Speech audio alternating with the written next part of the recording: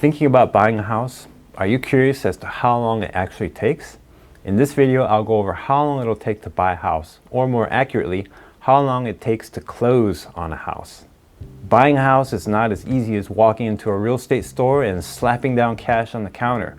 There's a process that, if you don't go into it prepared, can lead to some painful and expensive lessons.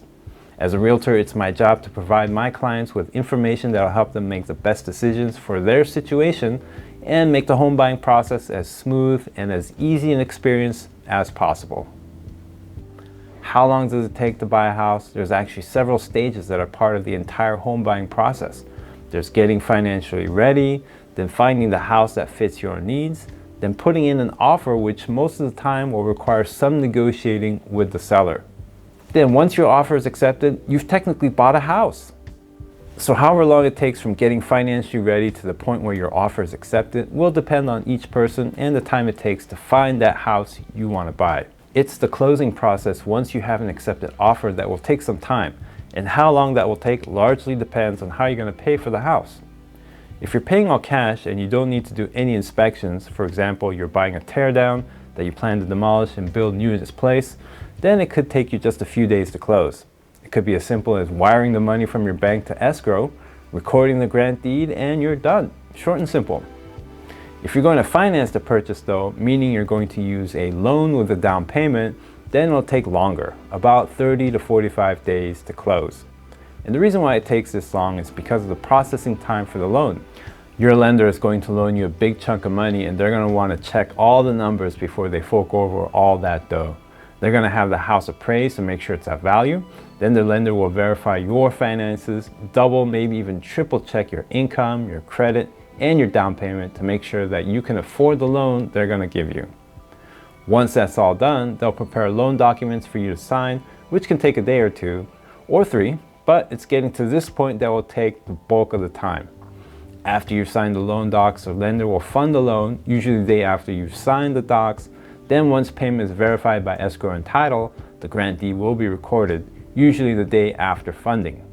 Once the grant deed is recorded, escrow is closed and your purchase is complete. It could take less time, it could take more.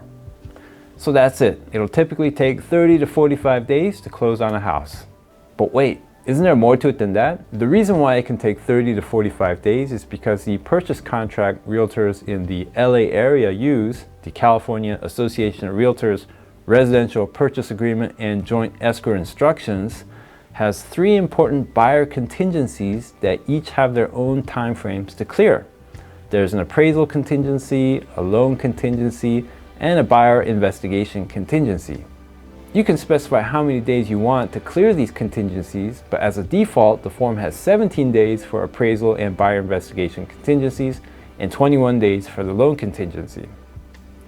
If the longest number of days for these contingencies is 21 days, why then does it take 30 to 45 days to close?